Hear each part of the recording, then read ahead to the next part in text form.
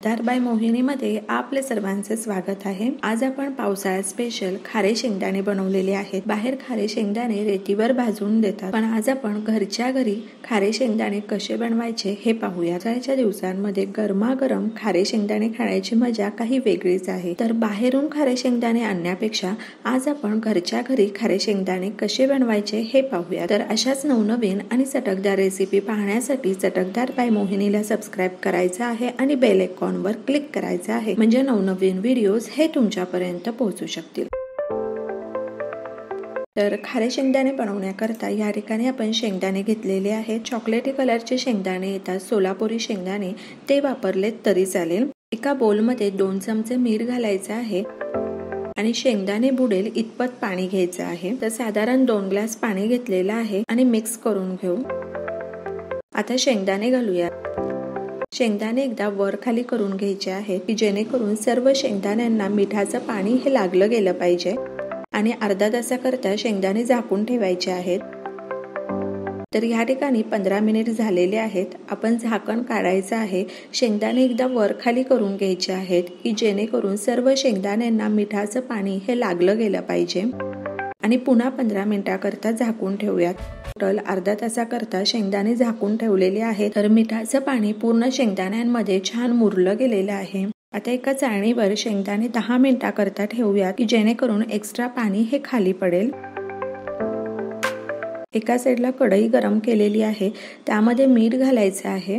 या ठिकाणी तुम्हाला मिठाचा कलर हा वेगळा दिसेल। हे मीठ मी बेकिंग साठी नेहमी वापरते, त्यामुळे मिठाला असा कलर आलेला आहे। आता मीठ आपण व्यवस्थित गरम करून घेणार आहोत। तर साधारण 8 ते 10 मिनिट लागतात मीठ अगदी व्यवस्थित गरम होण्याकरता।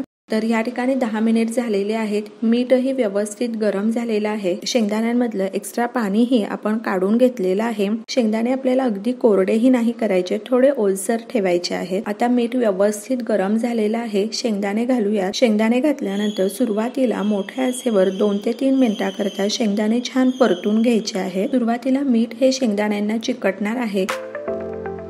साधारण 2 ते 3 मिनिटाकरता मोठ्या आचेवर आपण शेंगदाणे भाजून घेतलेले आहेत। आता आपल्याला गॅस मंद आचेवर ठेवायचा आहे आणि मध्यम आचेवर ठेवायचा आहे। सुरुवातीला आपण गॅस मोठा ठेवणार आहोत 2 मिनिटाकरता, पण नंतर शेंगदाणे मंद आणि मध्यम आचेवरच भाजून घ्यायचे आहेत की जेणेकरून ते आतपर्यंत छान भाजले जातील आणि कुरकुरीत होतील। आणि शेंगदाणे भाजून घेताना सतत वरखाली करत राहणं हे महत्त्वाचं आहे। सर्व शेंगदाणे सर्व बाजूने छान भाजले जातात।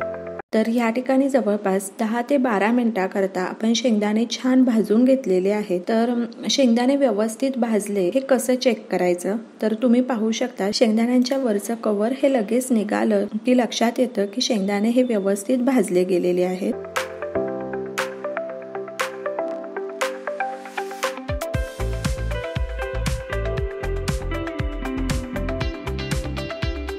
अशा प्रकारे शेंगदाणे झाऱ्याने चाळून घेऊयात की जेणेकरून जे मीठ आहे हे खाली पडेल। तर अशा प्रकारे जर झारा नसेल तर तुम्ही चाळणीच्या साह्यानेही गाळून घेऊ शकता।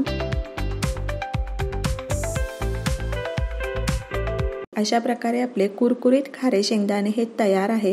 खारे शेंगदाणे खूप सुंदर झालेले आहेत। खारे शेंगदाणे अप्रतिम झालेले आहेत। अशा प्रकारे तुम्ही खारे शेंगदाणे बनवा आणि मला सांगा कसे वाटले ते।